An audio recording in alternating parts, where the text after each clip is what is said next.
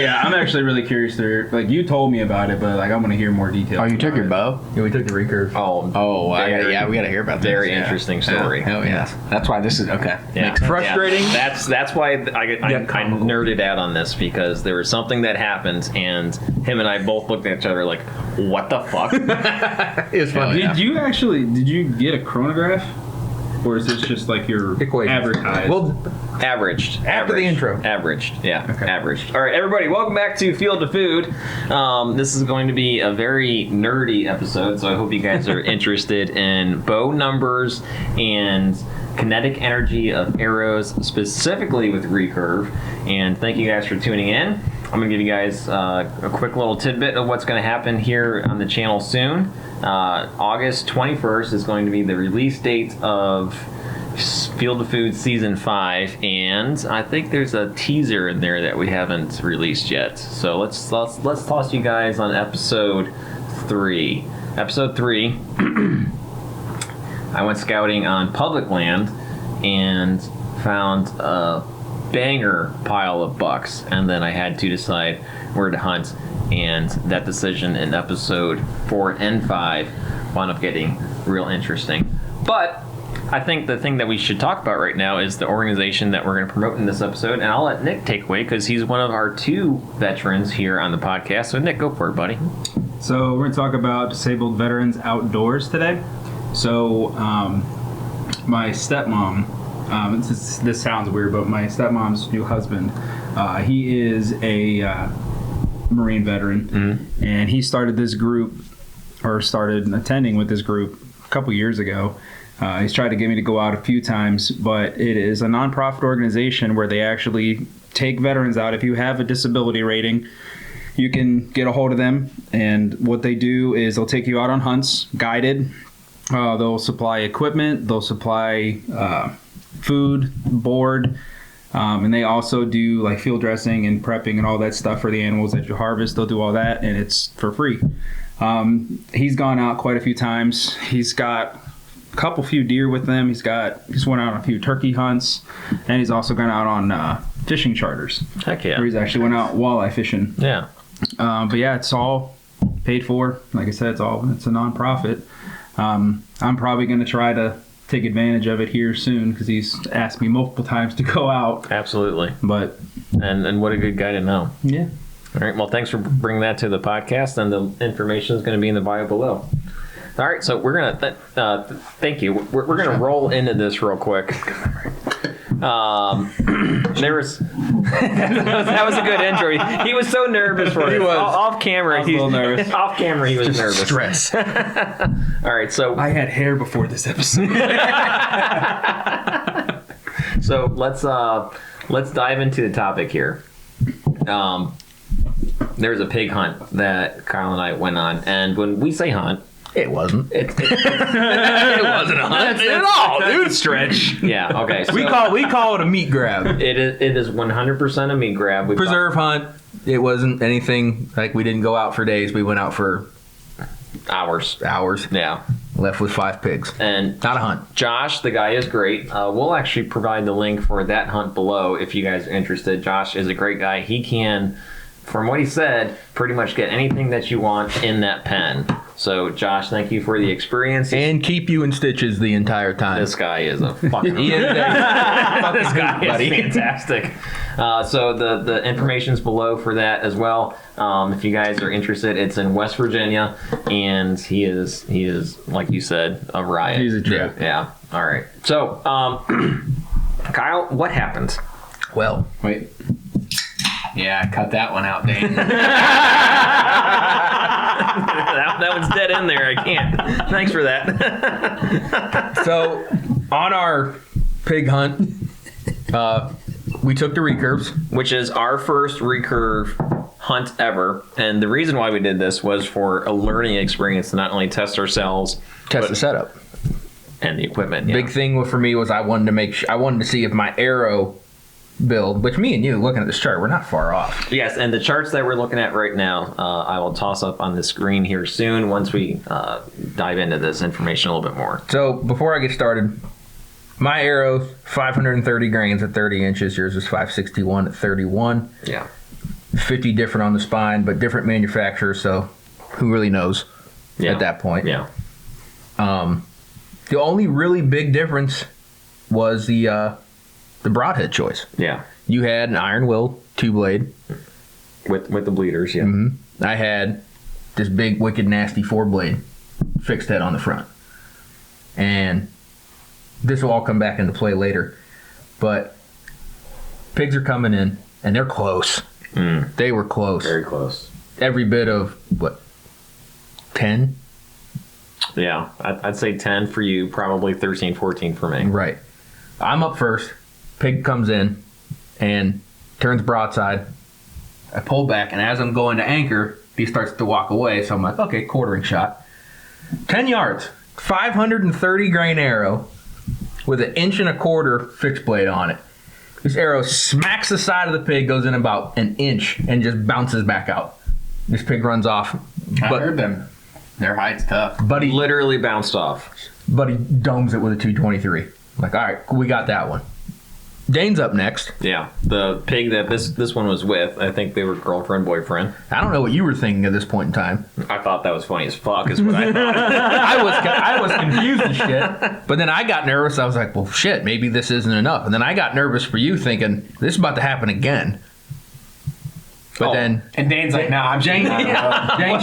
Jane shot his pig at a farther distance and sliced through it like a hot knife through butter.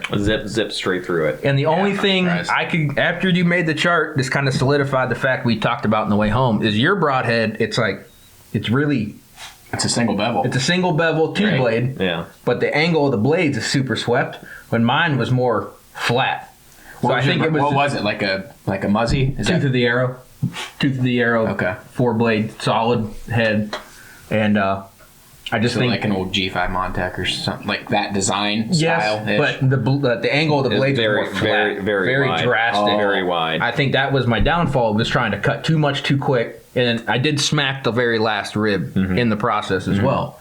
I think Yeah, it was just trying to cut too much too quick, and it just Well, that's what I was gonna combination with that bone and their shield on their side, it just bounced right back. That's what I was gonna ask. Like, if you hit the shield, and like, did you guys hit in the same place? No, yours was pretty broadside.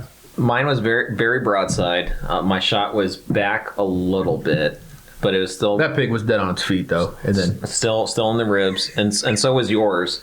And I would say the only thing that was different was the angle of the pig itself. yeah. because Mine was quartered away, perfectly yours was broadside. Yeah.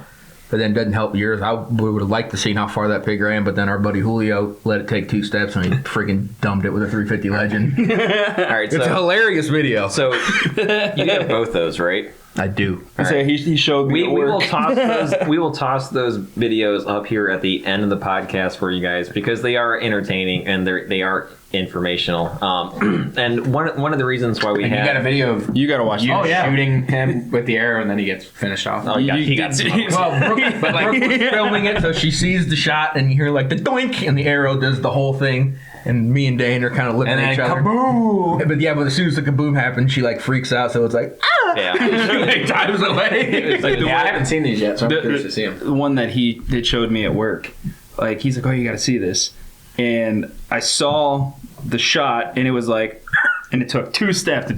I'm like, "You that was did Dane's. it." Yeah, and we wanted the shooters behind us for that reason because We didn't know what to expect. yeah, and we're there on someone else's land for a pig hunt to where if we injured a pig, we didn't want to go out there and track it and ruin And it's hot. It's that guy's day. it was 90s that day. Yeah, so So it was hot last year when I went with you guys. yeah, that was the reason why we had the shooters with us. Although we didn't need them. Well, I guess technically you did. I needed one too. No, you need. I needed every shooter we could get. Yeah. But then, to fast forward, me being all embarrassed and nervous now, I'm like, hey, Dane, let me get a broadhead off. You got a broadhead? I like it's a cigarette. I'm like, can I bum a will? You know what I mean? You got to smoke? So he gives me an iron will. Because you Find had some- 2 pigs to shoot, right? Yeah. Well, Brooke did. Brooke shot one. Yeah. And since I just went in that far on that one pig, and the other guy, my other buddy, shot it, he took that one. We could find some more. Broadside, 10 yards again to the iron will. Yeah. With your bow. Yeah. a little high on the shot, so I finished it off with 350 because at that point it was getting hot and it was headed for some thick stuff. So I just took my buddy's 350 and hit it. Right. Smoked. But yeah, a little high on the shoulder, but it zipped right through it. So I was like, okay. I just think the broadhead that I chose was just too drastic. It was trying to cut too much at once. Like Yeah. compound bow and crossbow, probably a phenomenal broadhead. But I just don't think you have the. I might disagree. I don't think because I have kinetic energy to a degree. Yeah, I don't think I have the velocity. I would say I don't think you're gonna have you're not gonna reach the same velocities as a compound. Oh no! No. Look here, I'm only shooting Yeah, to so- Dane's estimate 168 feet per second at point blank. So let's hit these numbers real quick. All right, Kyle and I both shoot 62-inch recurves, both at 45-pound limbs at 28-inch draw, which I can't believe that your monkey arms and my arms are the same length, but I guess that's where we are.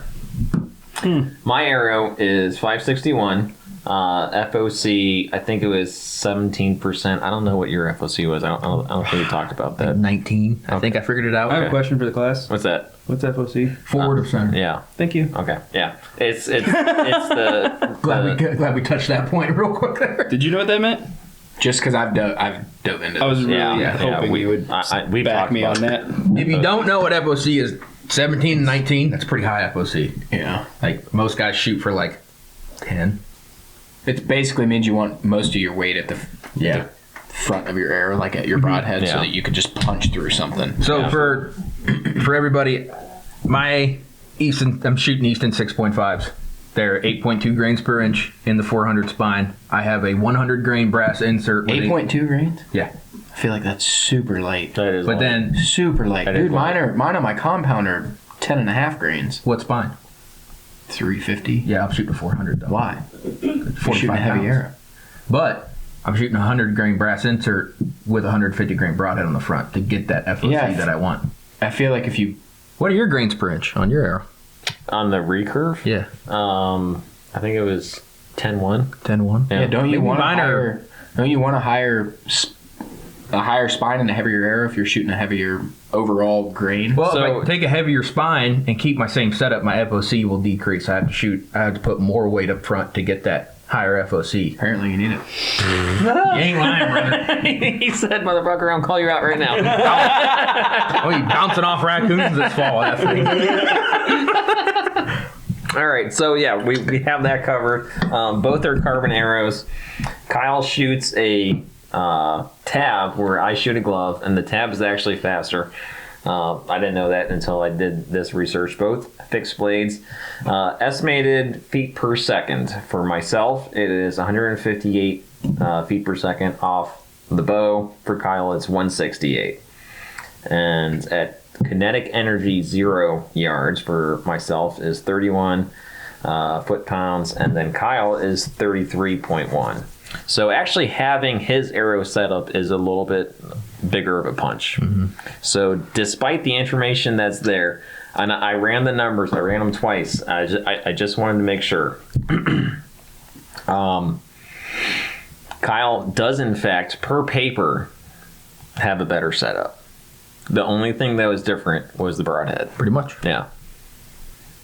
So it was. You should try to, just so they can see this, you should, if you can, like take a picture of this and like put it in like the corner of the screen as we're doing this podcast. Can you do that? Like a layover thing? Does that make sense? If you think I'm going to take a picture of this and put it up there, I'm a fucking bad editor. You can't do that? No, I can. It's just not going to be a picture. It's going to look real pretty. Hold on. DJ, smile for the camera. This is what it looks like. Yeah, you know what I mean? Like just like up in the corner.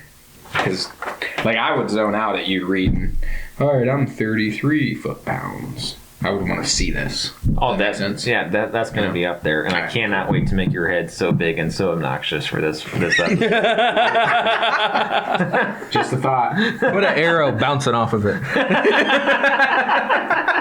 With the tooth of the arrow brought in. Yeah. No free ads here. So after this hunt, and then after we dove into this information, we kind of looked at our setups, and I don't think we're going to change anything this year, but we both shoot the same string, right? Mm-hmm. We looked Shoot a D97. Yes. Flemish twist. and I dug into if we switch to a fast flight for a recurve, and I'll toss also this table Is that what the bottom up grab there. is? Yeah. Okay. DJ, don't worry, it'll be up there. And You were supposed to do that with some pictures of some of our deer whenever we had them in here, and you never did. So that's why I'm just actually, he's not wrong. he's not wrong. So it looks like with the fast flight, you're gaining we're everywhere around. We're gaining 10. So salty. Long Oh, she's gonna call me out. I'm like, well, you said you could do it before, and you never did it. So Children, let's He's not stick to the wrong. matter at hand. He's not wrong. Dane just, I did tell him that. I didn't do it. Yeah. Welcome to Field the Food. We're talking shit. That's what we're doing.